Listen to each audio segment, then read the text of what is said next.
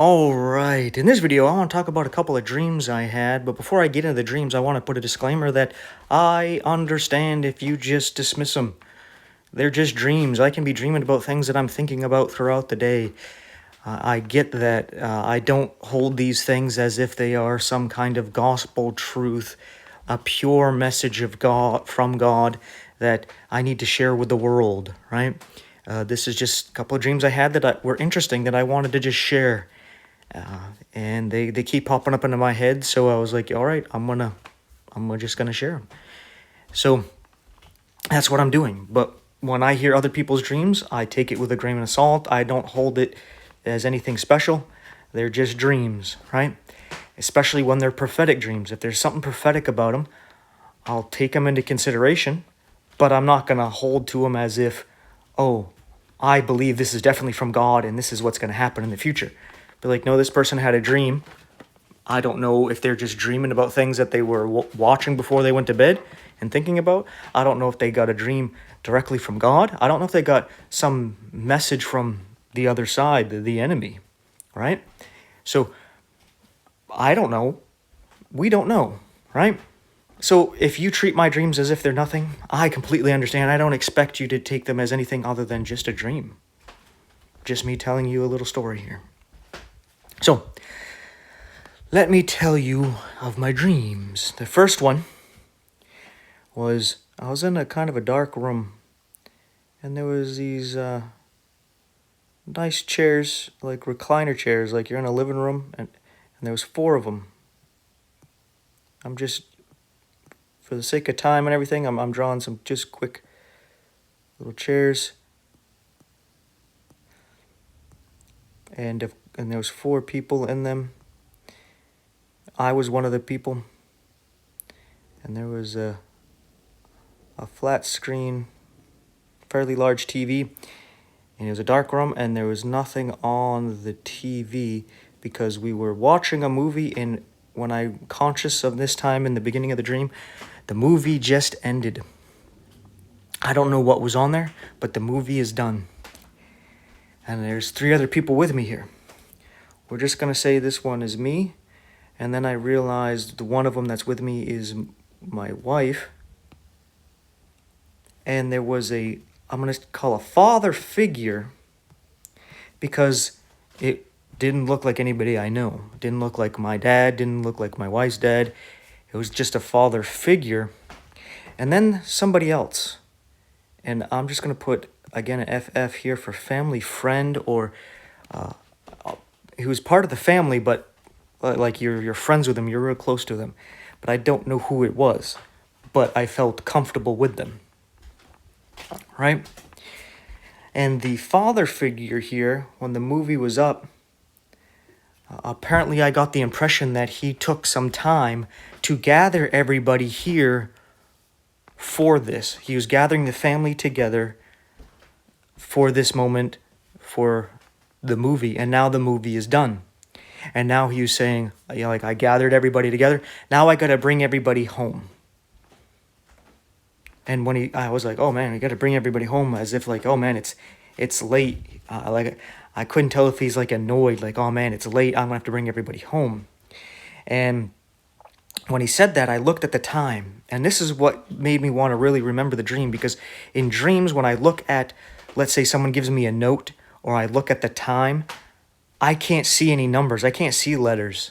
Like in my dreams, I look at a letter, it's like gobbledygook. I look at the time, it's gobbledygook. There's no actual numbers or letters, right? Usually that's what happens when I'm dreaming anyway. But I went and I looked at the time. For some reason, that's what I wanted to do.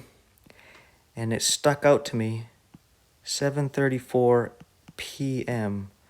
So if we were watching this movie, we started watching this movie pretty early, as if, we were having maybe a dinner, a supper, and right when we started eating, we were watching the movie, right? That maybe something along those lines. But I noticed, oh, okay, so it's going to start getting dark in another hour or so, right? And from what I understood, to take everybody home, the impression was, oh, I'm not going to be able to drop everybody off until, like, by the time I get there, it's going to be a day. It's going to be the next day. So I had this impression that, you know, midnight will be, by the time midnight happens, that's when he finally gets everybody home, because it'll be the next day, right? So it's going to be like a 5-hour, roughly a 5-hour trip or so, right? So I was like, oh man, all right, we got to get going, right? Because the impression I was getting is that the Father was like, hey, let's hurry up, let's get going, let's get moving. So as soon as I look at the time and get this impression that, hey, it's going to take a day, you got to get there, let's hurry up and go, because it's going to take a long time to get everybody home, right? 5 hours, right, to get to midnight the next day. That's about the time everybody's going to get there. You know, it's a weird thing going in the dream, weird thing to think about, but that's what was going on. And by the time I thought about this and saw the time, all of a sudden, I'm in a big rig. Do my best to draw this here. Gave it a little bit more tires. And yeah, we got ourselves a big rig here, and it's actually comfortable. It actually has like a back seat as if it's a car or a big truck there. So next thing I know, I'm in this truck flying down this highway. I'm in the passenger seat in the front, shotgun there, kind of like all of a sudden I'm here, and I look over and my wife is driving, and behind her is this guy, and he's just smiling, and he's kind of leaning up kind of real close to the back of her seat. So when I look over at her, I can see both of them. And they mentioned something about my clothes. Like my wife, she's never fond of the way I dressed, and I was talking about that, and I was like, the only thing wrong with how I dress is I don't match. Like, the colors don't match. I just grab whatever is comfortable. All right, comfortable pair of pants or shorts, and I grab a shirt. Usually it's a shirt that I want to be a message, because a lot of my shirts now, they have a Jesus message on it, a gospel message on it, right? So I'll grab that. But they were kind of laughing about, you know, needing clothes or a certain type of clothes or whatever. And I was like, all right, whatever. And this highway here, we'll draw here. And they were in this lane here, but there's like 4 lanes all on this side, all going the same direction. The pen doesn't want to work all too well, because I dropped the tip of it. When I dropped it, the tip of it hit, and it's kind of cracked or something. Doesn't want to work. But there's like 4 lanes all going this way. And this is not like a normal highway, expressway kind of thing, where there's a gap here between the oncoming traffic. No, the oncoming traffic is right here, as if you're on a normal street. And they have their 4 lanes all coming this way. Right? And we have a tanker here, you know, one of those cylinder tankers on the trailer here, and apparently we're hauling oil. We're flying down this highway here, expressway here. I have to have the internet on, so you're going to see some pop-ups there. I'm sorry for that, because I'm going to jump to something online that connects to all this. So we're flying down this highway, and as we're flying down, there's a truck like ours coming this way here. I'm just going to put truck here because I don't want to draw another one. But it doesn't, it has a trailer, but it's just the skeleton of a trailer. So it has like this bottom part here with the wheels, but there's nothing here on the back of this truck over here. So it has a trailer, but it has no box on the back. It has no cylinder on the back. It's basically the frame. You know, you don't generally see that. And it's not like a flatbed where it's going to haul a tractor or something on the back. There's just a skeleton as if it was holding a cylinder of oil there. There's nothing there though, right? And it comes by really close. And it's kind of starting to be like snowy and a little bit of windy and stuff. And I drew this curved up because this is how it was in my dream. It was starting to curve up and to the left. And I noticed my wife is like focusing on the drive. and we're trying to really hard to control the big rig. She never drove in a big rig before, and is trying to keep things controlled. And we come really close when this truck comes by. Phew. And I remember thinking, wow, that was close. We were right next to that. But I stayed calm, like, wow, like if we crash into that, we would probably all dead. And I was just thinking to myself, you know what? Everything's in God's hands. Everything is the way it is. I didn't try to take control or anything. I just kind of let go and was like, everything's fine. And then we flew by like another truck or two that was like that had no trailer on the back. Well, it had a skeleton trailer. There was no actual anything there. And that kind of wraps up this dream. So how I started seeing it when I woke up, and you tell me what you think, is that God was gathering his family because the movie is up. Time is up. The life is done. And now he has to bring everybody home. Hurry up, let's go. We got to go before time's up. And then when I see 7:34, 3 and 4 is 7, so I was thinking like 77. Because a lot of people are talking about 77, like Jacob was 77 years old when he saw Jacob's ladder, which some people think of as a depiction of the rapture. And Israel is 77 years old. And that's when Jacob started working for the marriage of Rachel and Leah there. And so that's what I thought of. I was like 7-7. But then I was thinking, hey, you know what?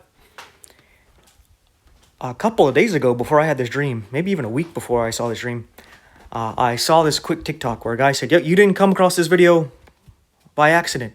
Look at your time right now. Take that time and go to your search engine, put it in, and put the time in, and then put Bible verse. So if it's like 10:34, you just put 10:34 Bible verse and see what comes up. And, you know, that's God's message for you for the today." And I was like, oh, okay, that's kind of fun. Let's do it, right? So every now and then, that's what I was doing. If I saw the time, I'd be like, okay, I'm just going to put this in, see what the Bible verse is that comes up when I put it in the search engine. So that's what I did. And I'm going to show you that in a moment after I finish talking about this dream.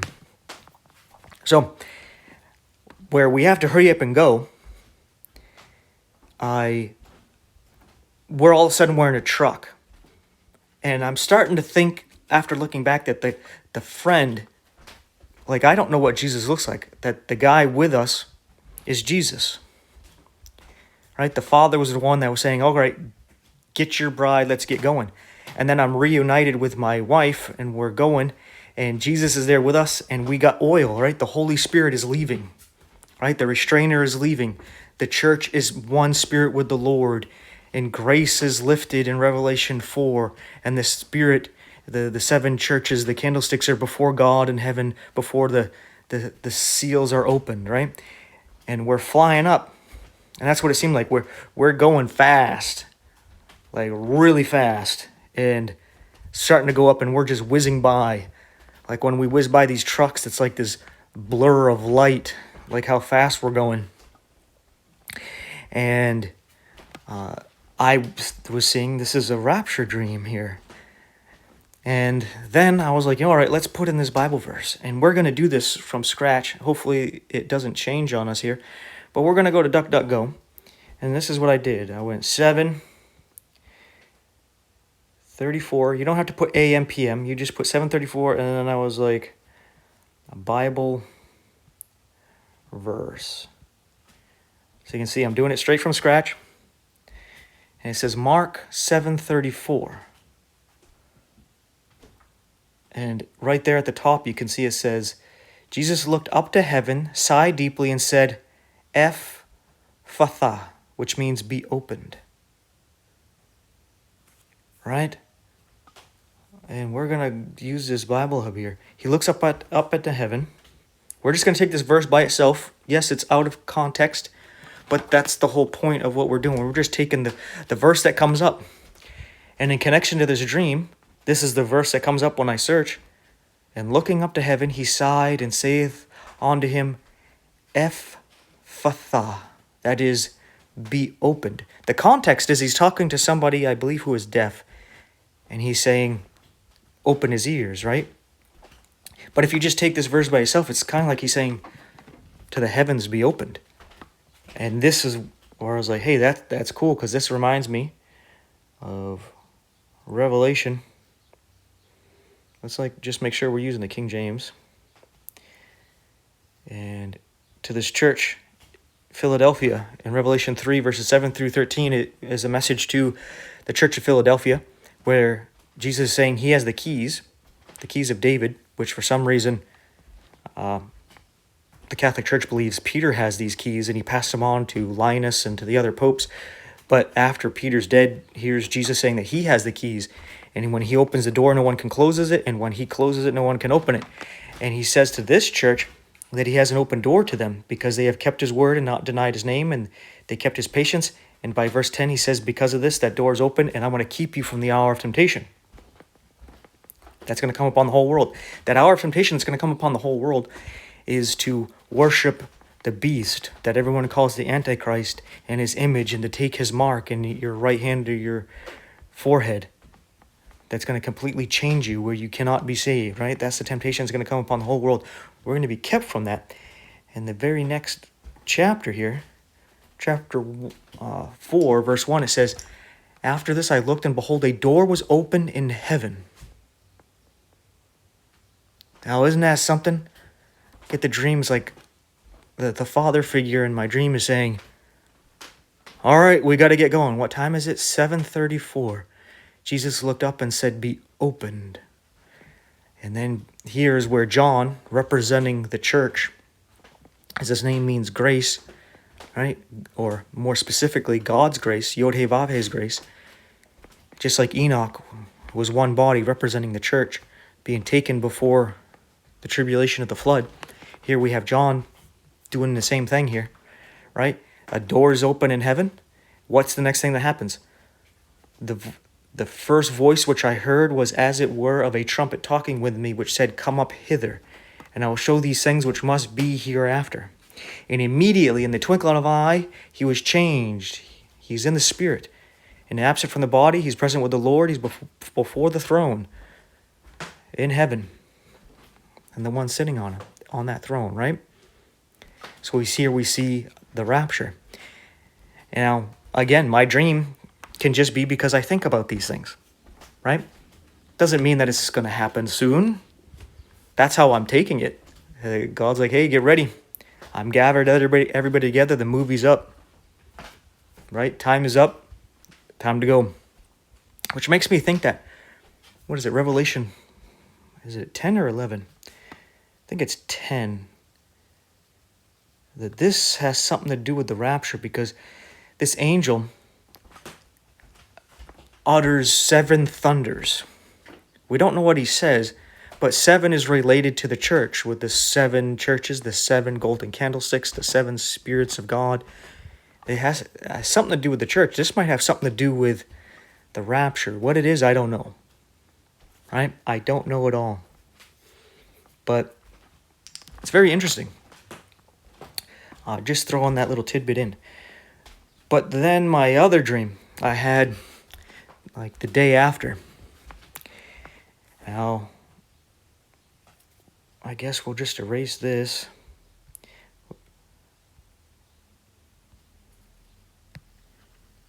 I had this dream. I'm not quite sure what was going on at the beginning there. I was trying to get away from something.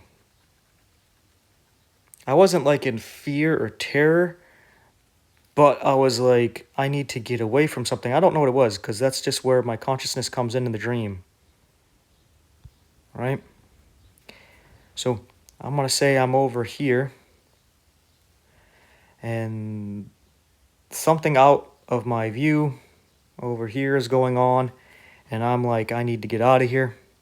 And I come to this point where it's a hill. Right? and I noticed down here a lion. And it looks like I was only focused on that lion, but what I think out of my peripheral vision, looking around, there was like a couple other lions. And I was like, oh man, I gotta get down the hill, but I gotta deal with lions? I wasn't like in this fear, but I was definitely alert, like, okay, what am I gonna do? And this hill is very steep where you can't just walk down it. If you start to go down it, it's kind of sandy, dirty, you're just gonna start sliding. There's really no grip. So if we look at the hill like this, the lion is in the middle. I tried to slide down over here, and I'm sliding down, and I didn't realize the hill was like this. Right? As I start to go down, I start to fall, I start to slide down, and this lion comes over, and I'm like, oh crap, I don't have any footing, there's nothing I can do. And this lion like had no problem just walking up and just kind of lays down and throws his body over. So the other lion will put his mane here like this. He kind of blocks me from falling, and I'm kind of just laid down into him, and he's just kind of there. And then I felt like safe, and the lion was just holding me there.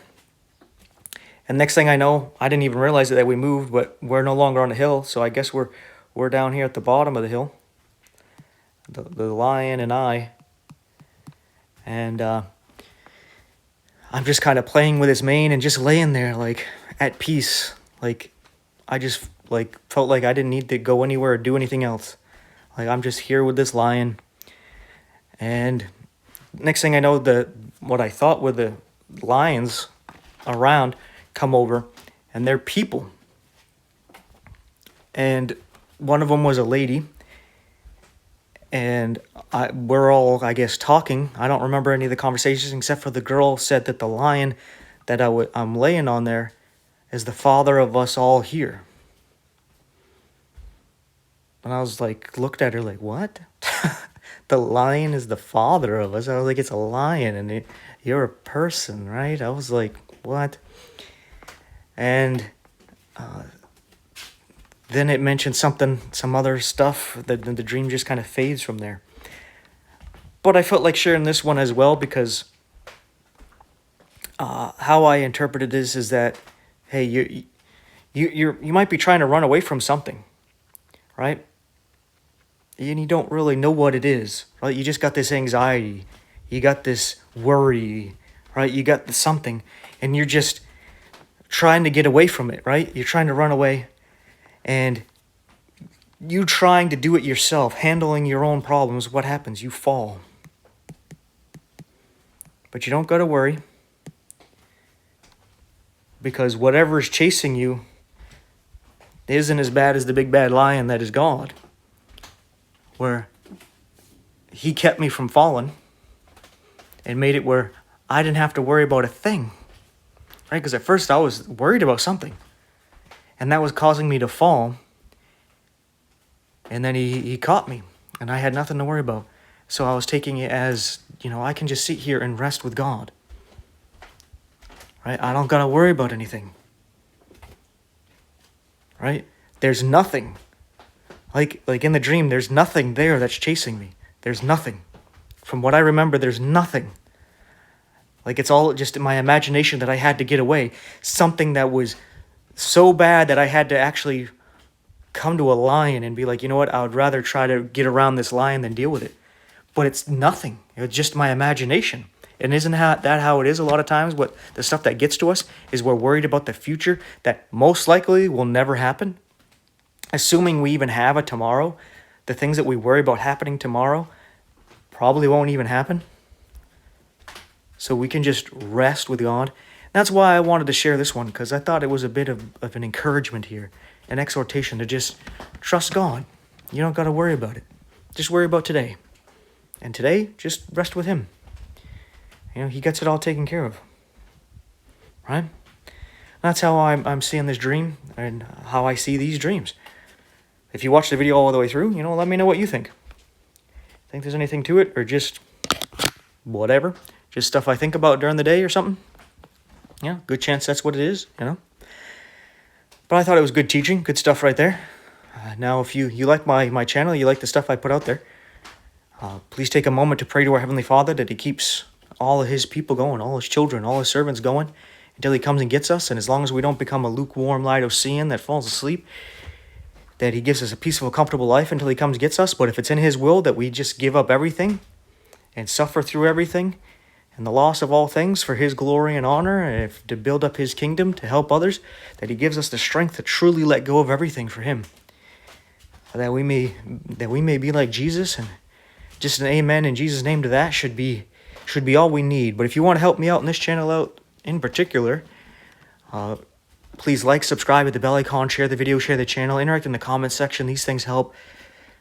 And I'm not monetized, so to really help this keep going, and to make sure other people can freely have access to these things, there's 4 ways you can support financially in the info box. But that's only if you're a cheerful giver, right? You want to and you're able to. If not, don't do it. Don't get all upset. Start saying I'm charging for the gospel and some nonsense like that, right? But, yeah, with all that being said, thank you so much for watching and hearing me out. Take care, and I'll see you in the next one.